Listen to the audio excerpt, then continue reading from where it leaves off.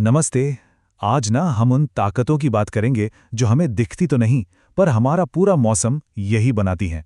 वो ताकतें जो हवा को रफ्तार देती हैं और कभी-कभी बड़े-बड़े तूफानों को जन्म देती हैं। तो चलिए आज धरती के इस जबरदस्त मौसम इंजन के सारे राज खोलते हैं। चलिए एक बहुत ही बेसिक, बहुत ही आसान से सवाल से शुरू करते हैं। हवा चलती क्यों है? ये एक ऐसा सवाल है जो शायद हम सब ने कभी ना कभी सोचा ही होगा, और इसका जवाब हमारी दुनिया को समझने की एक बहुत बड़ी चाबी है। तो आज के सफर में हम कहाँ जाएंगे? सबसे पहले तो हवा के पीछे का राज क्या है वो समझेंगे। फिर बात करेंगे एटमॉस्फेरिक प्रेशर की, वो अनदेखी शक्ति जो सब कुछ चलाती है। हम उन ताकतों को भी जानेंगे जो हवाओं को दौड़ाती हैं।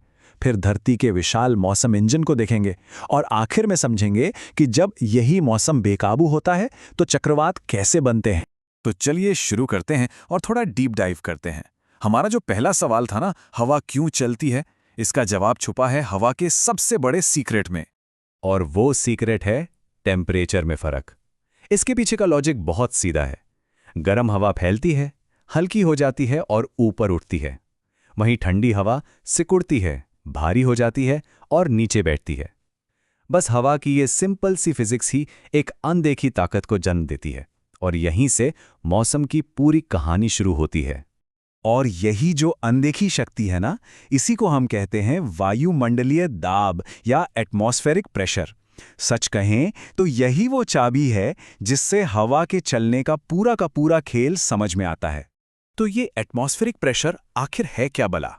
अच्छा, इसको ऐसे समझिए कि हमारे सिर के ऊपर से लेकर अंतरिक्ष की सीमा तक हवा का एक पूरा कॉलम है। उस पूरे कॉलम का जो वजन जमीन पर पड़ता है, बस वही है एटमॉस्फेरिक प्रेशर। बिल्कुल, हमारे ऊपर जो हवा है उसका भी वजन होता है। और हाँ, इस वजन को हम नाप भी सकते हैं। समुद्र के लेवल पर एवरेज एटमॉस्फेरिक प्रेशर होता है करीब 1013.2 मिलीबार। बस यही वो एक स्टैंडर्ड नंबर है जिससे हम पूरी दुनिया में प्रेशर को कंपेयर करते हैं। अब इस टेबल में जो चीज़ है ना, वो सच में कमाल की है। देखिए, जैसे जैसे हम ऊंचाई पर जाते हैं प्रेशर कितनी तेजी से गिरता है। समुद्र तल पर जो प्रेशर 1013 मिलीबार था, वो 10 किलोमीटर ऊपर जाकर सिर्फ 265 मिलीबार रह जाता है। हवा पतली हो जाती है, इसीलिए तो पहाड़ों पर चढ़ते वक्त सांस लेने में दिक्कत होती है। ठीक है, तो अब हमें ये तो पता चल गया कि हवा का वजन होता है और उससे बनता है प्रेशर। पर सवाल यह है कि कौन सी ताकतें हैं जो इस हवा को एक जगह से दूसरी जगह धकेलती हैं। चलिए पवनों को चलाने वाली इन फोर्सेस को समझते हैं। देखिए, हवा का एक बहुत सीधा साधा नियम है। ये हमेशा हाई प्रेशर वाले इलाके से लो प्रेशर वाले इलाके की तरफ भागना चाहती है, लेकिन इसका रास्ता कभी सीधा नहीं होता। कहानी में कुछ और भी ट्विस्ट हैं। दरअसल हवा की फाइनल स्पीड और डायरेक्शन तीन बड़ी ताकतें मिलकर तय करती हैं। सबसे पहली है प्रेशर ग्रेडियंट फोर्स, मतलब ये वो पहला धक्का है जो हवा को हाई से लो प्रेशर की तरफ भेजता है। दूसरी है फ्रिक्शनल फोर्स, यानी घर्षण बल, जो जमीन, पहाड़ों, बिल्डिंग से टकराकर हवा की रफ्तार को कम करती है। और तीसरी, जो सबसे मजेदार है, वो है कोरियोलिस फोर्स, जो हमारी धरती के घूमने से पैदा होती है और हवा का रास्ता ही मोड़ देती है।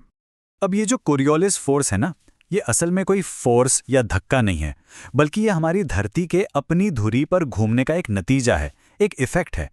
और ये इफेक्ट हर चलती हुई चीज पर असर डालता है, जिसमें हवा भी शामिल है।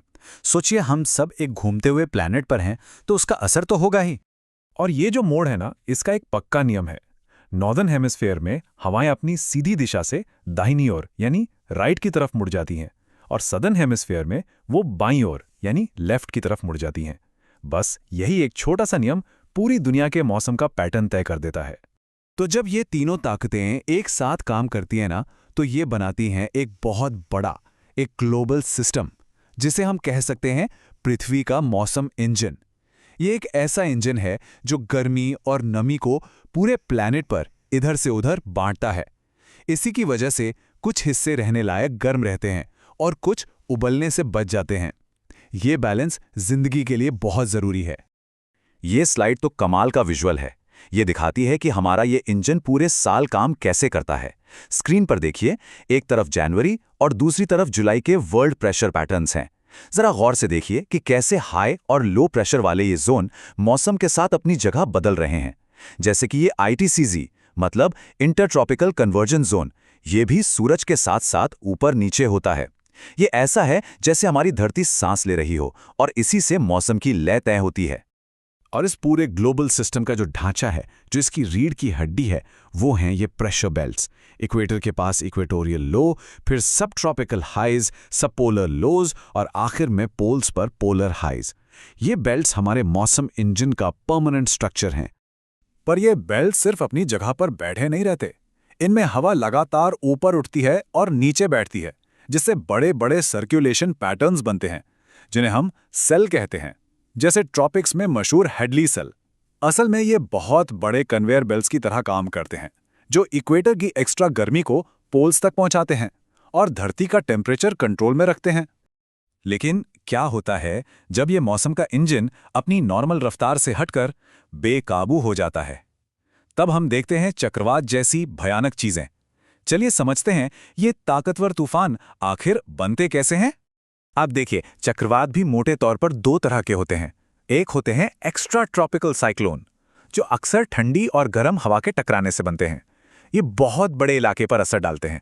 दूसरे होते हैं ट्रॉपिकल साइक्लोन। ये साइज में तो छोटे होते हैं, लेकिन ये अपनी पूरी की पूरी ताकत एक छोटी सी जगह पर लगा देते हैं और इसी वजह से ये इतने ज्यादा खतरनाक और विनाशकारी हो जाते हैं।